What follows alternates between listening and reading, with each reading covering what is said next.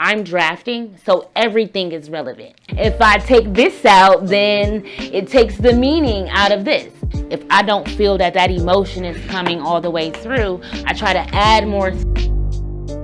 This is the nurturing process. I believe that your writing always go through these dynamic stages. I like to think of it as a baby. So when you think about a baby, what's the first thing that comes to mind when you think about a baby? Don't drop it. Don't drop it. Fragile. Scared. Precious. Yes. And it's mine. The baby is yours. It's mine. And essentially it needs three things, right? Especially like straight out the room, right? It needs to be fed, it needs to be changed, and it needs love, right? And these are things that essentially it's a rinse and repeat. It's a rinse and repeat. So treat the nurturing process. This is your baby, and we're going to rinse and repeat. So a lot of this is redundant, right? You've heard them before in other workshops, but we're going to dive a little bit deeper into what that means when you're nurturing it.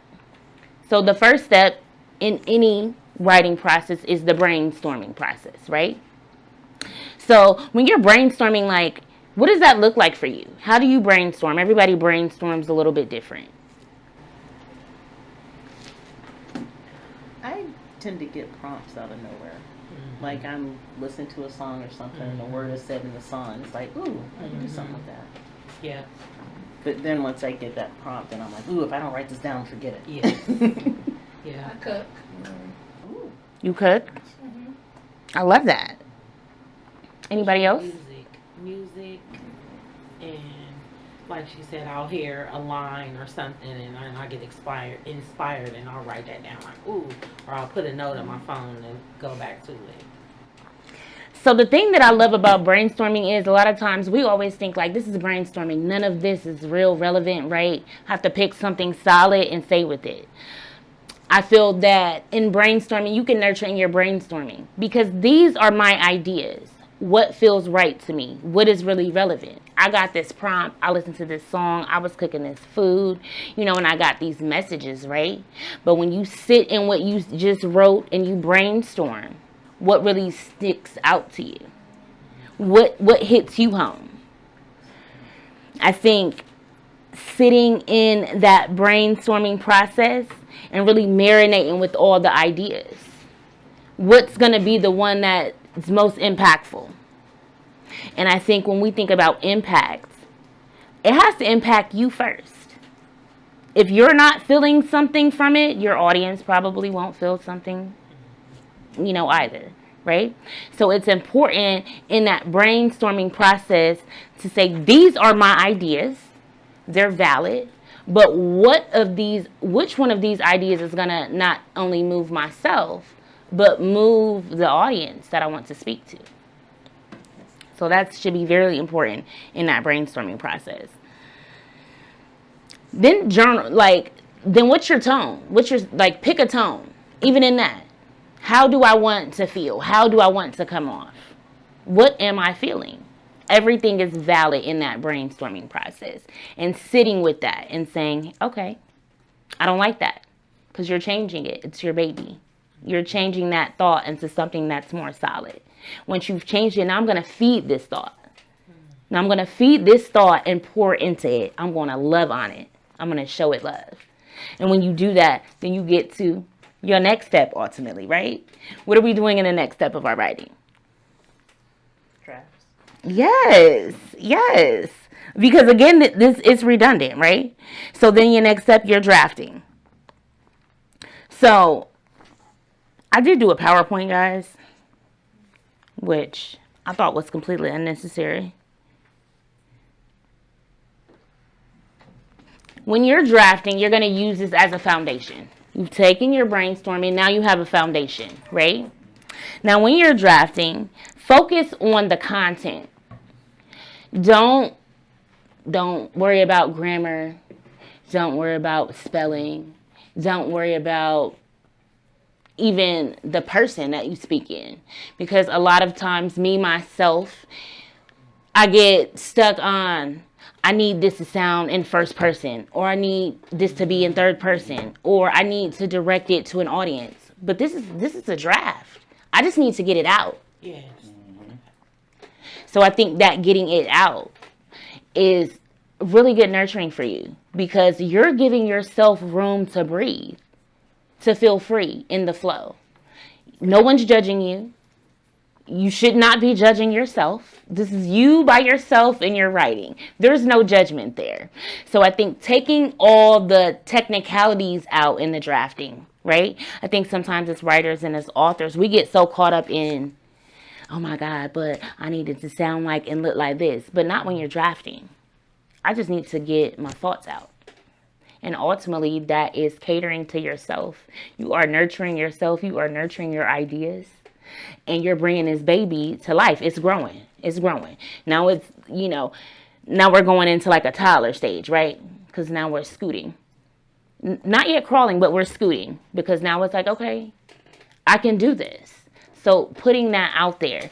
So like, does anybody struggle with anything in the drafting stage?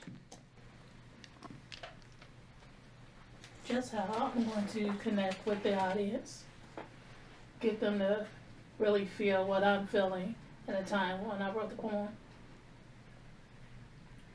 For me, it's staying with what I was trying to, communicate with the first initial thought that even prompted me to start writing, instead of just going everywhere with it.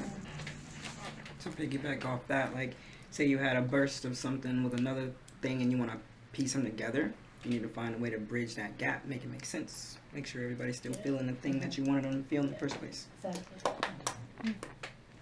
So all of that you said is like great. We all do that. But if you go back to I'm drafting, so everything is relevant. Everything is valid. Let's throw everything on the paper, right? We're not thinking about the technicalities, because ultimately, if I try to structure this in this early stage, it's going to be birth premature. It's going to be a premature thing, right? It's not going to have everything that it needs, because I never gave it the room to say all these other elements matter, instead of just saying, this is the topic, I have to stay on this topic. No, because how did you get to this topic? There are emotions that took you there. There are pains. There are situations in your life that got you to that space.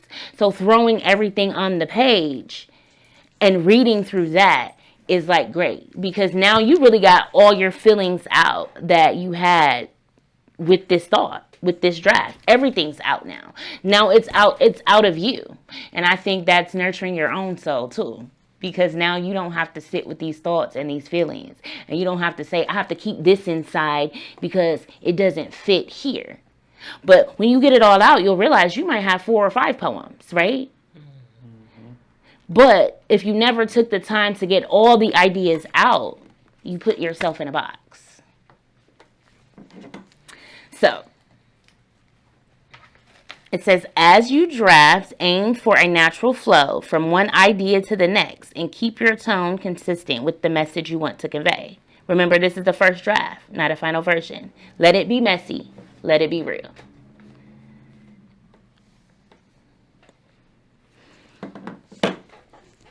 Now this is where you begin shaping it, right? Now you have it all out. It's out there. It's on the table. Now, how do you nurture your ideas after you read them? I don't know. Sometimes I just let things sit and come back to it. As you should. As you should. I think that is a step that's missed.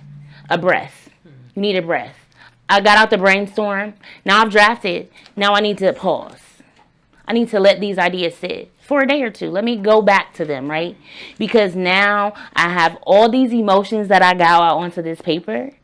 And I think that in itself is a release. You're like, you feel better just because you got everything out. And then I go back to it with fresh eyes and a clear head.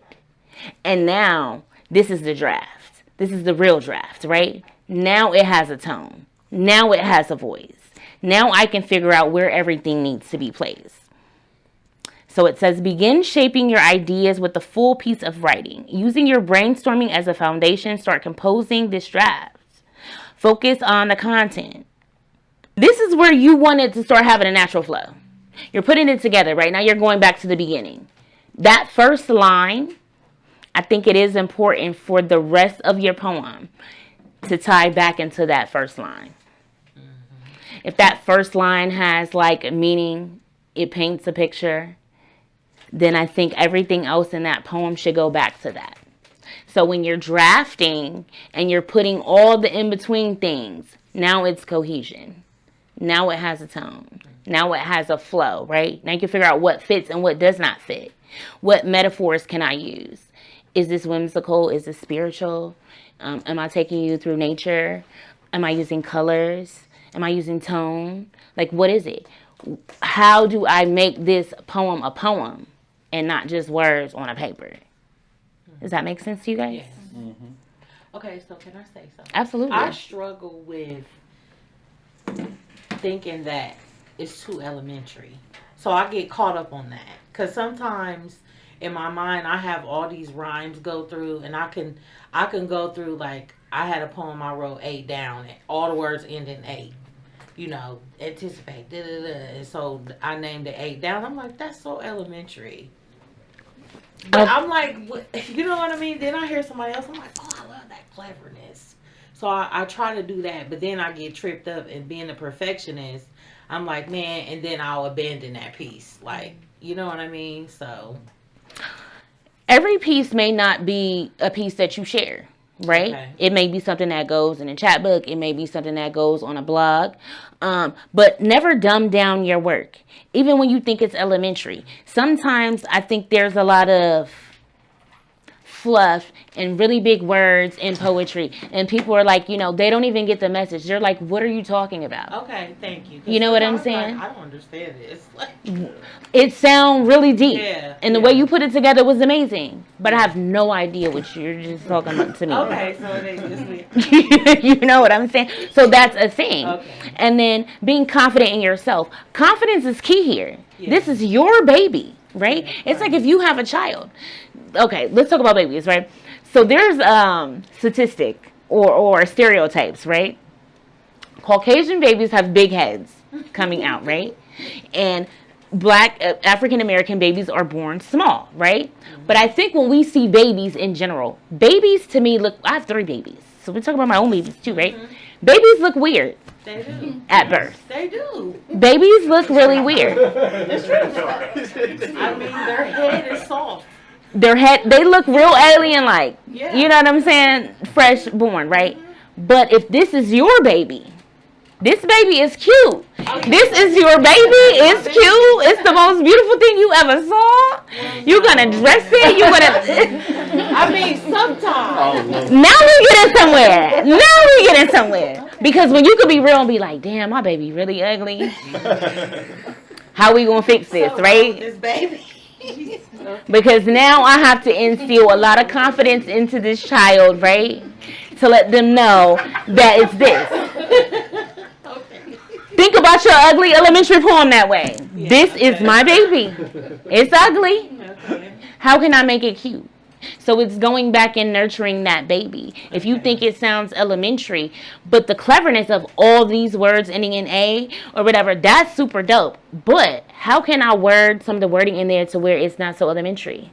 How can I change some of the stanzas? Let's get into a thesaurus. Let's go into a dictionary. Let's switch out some of the words, have the same meaning, but this word brings more value to this piece, right? Okay. And then even that one word, because then we're playing off of rhymes, then it'll help you structure some of the other lines in that poem to make it more advanced and not so elementary.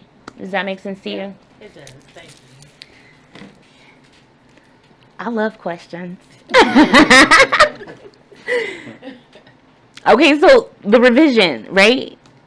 In this stage, sit back and review your draft with a critical, thoughtful eye. We kind of just talked about that a little bit, right? Focus on the big picture, overall structure, flow, and content. Ask yourself, is my message clear? Does each part serve a purpose? Is my argument or theme coming through the way I intended? Look for places where you can strengthen your writing. Again, we just talked about that, right? Look for places you can strengthen your writing. That might mean adding new ideas, cutting what doesn't serve the piece, or reorganizing for better flow. Pay close attention to sentence structure, word choice, and transition. This is your opportunity to refine your voice and ensure your writing reads smoothly from start to finish. Remember, revision is where good writing becomes great writing. For myself, initially, I hated revising my poems. I was a poet or a writer who would just be like, I wrote it, I got it out, it's there, spelled right, grammar's cool, it's done. No, it's not. Like, yes. Then I read it to the masses or I share it with my peers. When you think about wanting to reach other audience or obtain awards or accolades for what it is you put out into the world, you definitely need to cross paths and have conversations with people who have already done these things. So one of the things that he said to me is he felt as if my poetry had fluff, right? And so I was like, well, what do you mean fluff? Because I'm just giving emotion. And I feel like if I take this out, then it takes the meaning out of this. So there were two things that happened there. I understood what he was saying because I went back to some poems and was like, you know what? This is kind of unnecessary here. However, I stayed true to myself and my authenticity. There were some things that I was not going to take out because it would change the emotion of the poem. It would not convey the message that I was trying to convey to the reader, and it would not be true to me. So there is a fine line with taking advice and criticism and staying true and authentic to yourself. Again, this is your baby. Nobody knows your baby better than you. If this is your first time parenting, you take the parenting classes, you go to the doctor, you do all this. But by the time for me, I had the second baby, we wasn't going to the emergency room for every little thing because we've done this rodeo before. It's unnecessary. Yeah. They're not going to send me home and be like, oh, Get some Motrin. yeah. You know what I'm saying? Like, love on this baby a little bit more. Get you some Pedialyte, right? It's going to be okay. And so I think when you speak to great people, when you research, when you go to workshops like this, it gives you the tools that you need when you're by yourself at home. And then you're able to say, okay, now I'm cooking with grease. You know what I'm saying? Because now I'm turning into a great writer and not just a person who's writing. So that was really big for me. And so again, this is a rinse and repeat process. So now once we've got our brainstorming out, we've done our draft, right? Now we've went and we try to revise it. We structured this thing. Now we need another breath. Now I need to walk away from this again. I have to walk away from this again because now I've structured it in a way that feels comfortable. It has a tone. The way that I want to deliver it is probably set. But is this the end all be all? Is this it? No, I need to walk away. I need to take a breath because sometimes in our writing, we think, okay, it's finished. It's done. I got it out. I did these steps, but then there's more steps. There's always more steps. Also, there's poems that you have written for years ago, and then you come back to it today, years later, and you're like, oh, no, I need to do this again. Perfect example. I wrote a book in 2022. It is called A Piece of Me, The Memoirs of Shea and Perfect Angel. Now, I just brought a snippet of this book, right? Now, I can say that this is a really good book. Horribly written. Horribly written. However, if you can pass it around, you guys can like look and skim through or whatever. It's just a snippet. It's not the full book. But when you go through and you start reading, you guys might read and be like, oh, no, you have really good word choice or whatever. But me as a writer, going back, I'm like, I could have done so much better. You know what I'm saying? But that's because now we're in 2025. This is a book that I released in 2022. I'm so much more advanced in my writing and the way that I look at writing to where that I'm confident in saying that good book, horribly written. Now, somebody else would have told me it was horribly written. I would have been like, excuse me. What do you mean? And like really tried to combat my artistry. But I think there's beauty in knowing your strengths and your weaknesses. And that goes into the breath when you're nurturing, right? Give yourself some grace. When I go back to this, I might not like it. I might have to start from scratch again. But in this breath, it's almost a complete peace for you. But until you take that breath and go back with those new fresh eyes, it is not complete. Because again, this is your baby. You've dressed it and you're like, this outfit looks a little too big on you for the pictures. We're going to change you out in something different. Or I don't like this color shoes. If I put these color shoes on, now it's a go, right? Sometimes it's, if I change this line, maybe this title doesn't fit. You know, these different things, it turns into a real masterpiece when you take that breath. So, after the breath, now it's the final draft. Sorry. This is so little on my phone. So after the breath, I like to do, you guys can do a final draft if you want to. I do 2 steps in between. I like to do another edit. I go back after the breath with the new fresh eyes. I go back and check my grammar. I check my tone because, again, I'm a person who, Matthias caught me out on this before. He was like, who are you talking to? You know what I'm saying? And I thought I got like, That was a good impression, but he was like, who are you talking to when when you're writing your poetry, and he used his wife, which is, if you guys don't know, Ajane, she's an amazing poet, right? And so he's like, I listen to my wife the most, and he was just like asking me like, who am I talking to? And I was like, well, I write poetry for me and I just share it with others. But no, if I'm sharing it, I have an audience, right? Mm-hmm. And so in that moment when he said that, I didn't show offense. We had the conversation, but I went home like, well, what does he mean? You know what I'm saying? But I also went home and got into that poem that I shared with him. Then I also went and looked at some videos from his wife, Ajane, that I had on my phone because I see her sometimes at the Streetlight Guild. I record poets myself. I go and watch you guys myself or whatever. So I went, he compared me to her. I compared myself to her. And I said, you're right. I was talking to myself and somebody else and like a whole group of people. This was all over the place. Right? So the tone, like, am I in first person? Am I in second person? Am I in third person? What is this? And there are poems where you can kind of switch back between, but I think that that's also a very creative thing. And then it's like, there's probably more than one person in that poem when you're doing that. So be very careful of that because you can have a powerful piece, but if it's like, we don't know who you're talking to, it went over my head. So, thank you, Matthias, for getting me together. I have a question. Sure. You said something before with the last part after, I don't know. Anyways, good book, bad writing. How do you classify your writing as bad if you still believe it's a good book? Because the narrative was good. Okay. The idea was good. The storyline was there. But could I have chose different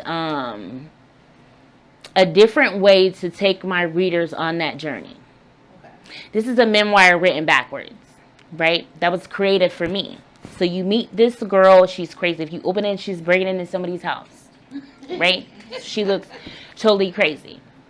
However, there are some parts in that book that I could have taken out. It was unnecessary. I gave some fluff because I felt like, well, this book needs to be this. It's not a book if it doesn't have so many pages. I gave, when we're talking books, it's very descriptive. We love books better than movies. The book is always gives you more detail and description than the movie, right? But this was a book that gave too much It gave too much. It was almost like going back now, I could probably alleviate 13 pages out of that book because there was just so much unnecessary information that the reader didn't care about. Have you ever read a book and you get to the point you're into the book and then it gets to that point where like, but it done got boring now. You know? You start skimming. Yeah. Or you just stop reading it all together. Like I was liking it, but I got to a point where it never made me want to pick it up again. Okay. And that's what you don't want. Right. So like if you was to translate that to an audience, you want to kind of still keep your people invested in what you're saying. Mm-hmm. Okay. Yes. Okay, so fun fact. So like juggle alert. It is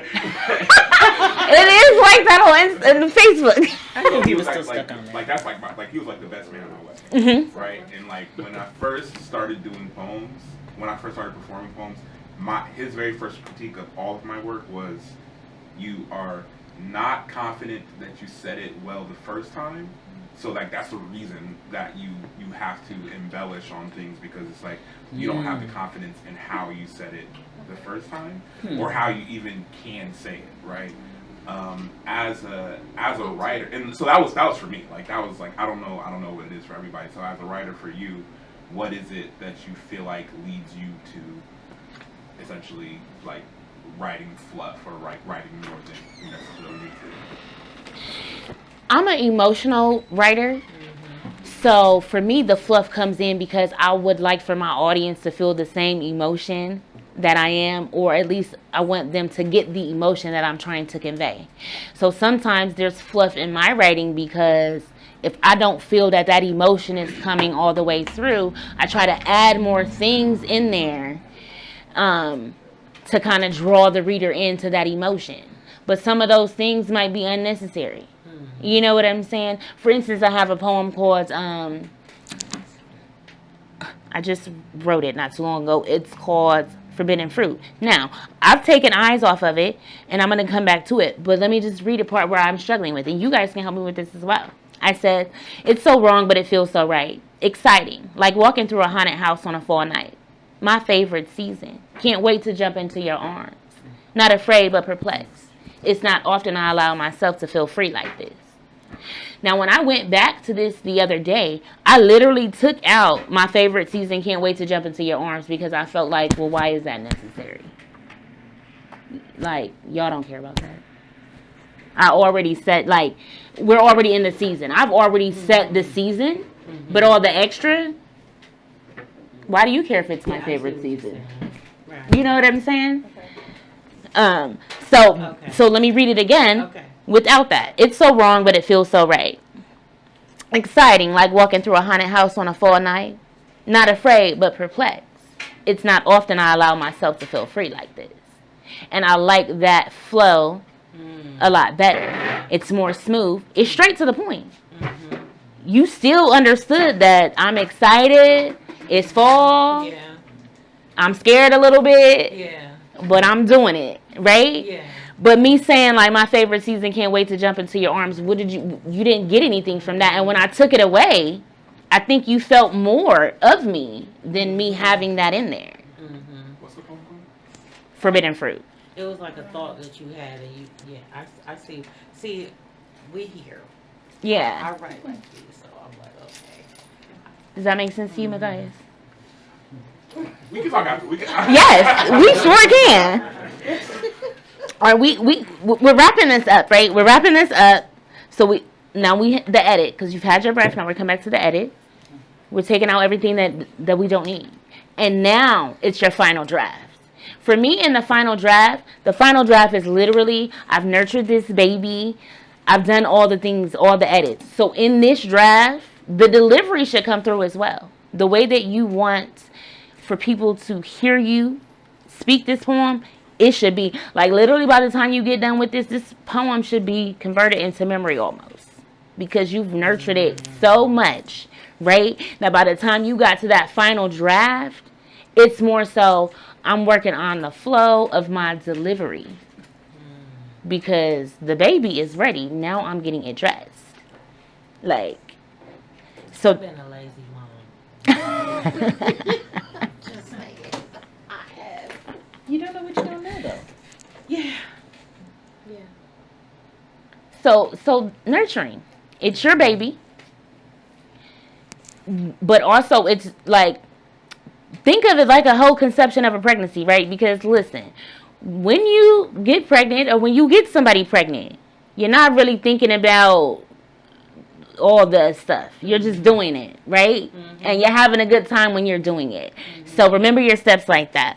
In the brainstorming, you're just doing it. You're just doing it. I'm like, wait, what? Yes. You're not thinking like, how do I look when you're doing it? And oh my God, like you're like, nah, we're doing this thing and I'm having a great time. Yeah. And that's how you need to do your writing, your brainstorming.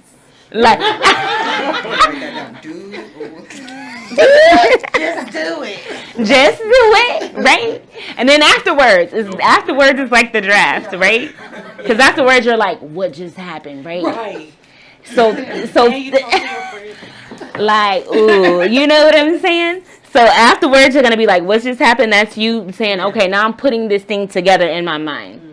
This is what happened. I'm putting out what happened, right? But what do I want people to know what happened, right? Now we putting it together. I'm only saying what I want people to know, hear, see, and feel. So everything else that doesn't matter, that's irrelevant, I'm taking that out. Now we're taking a breath. We're breathing. We're going to let that sit. We've done some work, right? Come back with fresh eyes. Now we're going to revise again. What still isn't needed? What grammar can I change? Did I use the proper structure that I wanted to use? You know, am I speaking in the right tone, right? All those things. And then your final draft. You are putting this thing down and we're perfecting the delivery. And this, to me, is where you have your masterpiece. This is your masterpiece. You can literally walk outside onto a stage and deliver because your confidence in this body of work that you put together because you nurtured it like your baby. You fed it.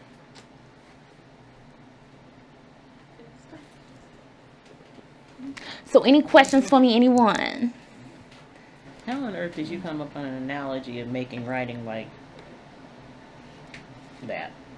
That literally just came to my head random. It was a random thought. I just ran with it. But I was like, that is kind of right? Because you're in the moment and you're not thinking about it. You're like, hey now.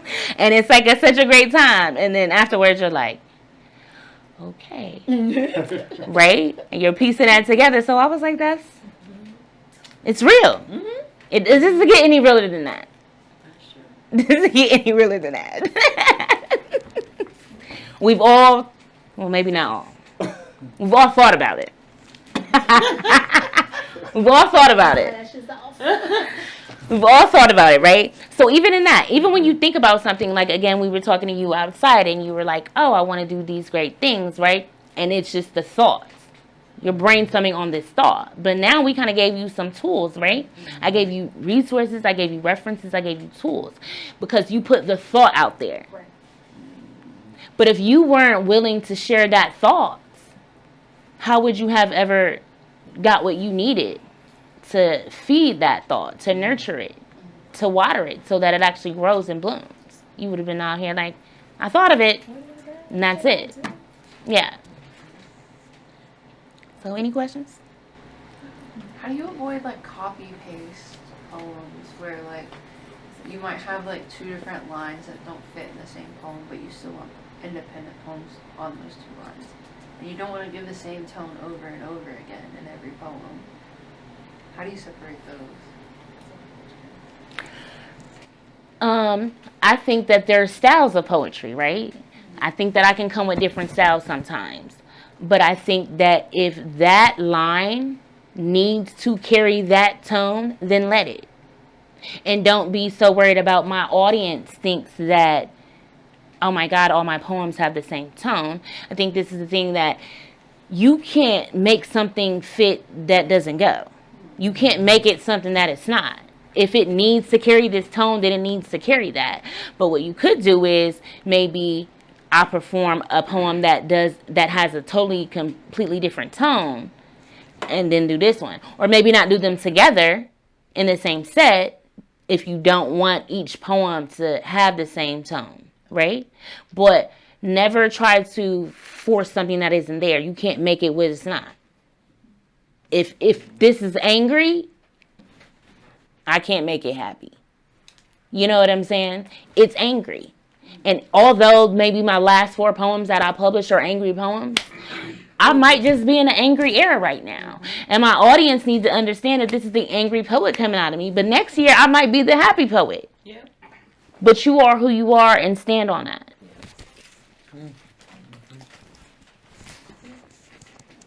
Any other questions? This has been awesome. You're awesome. Thank you.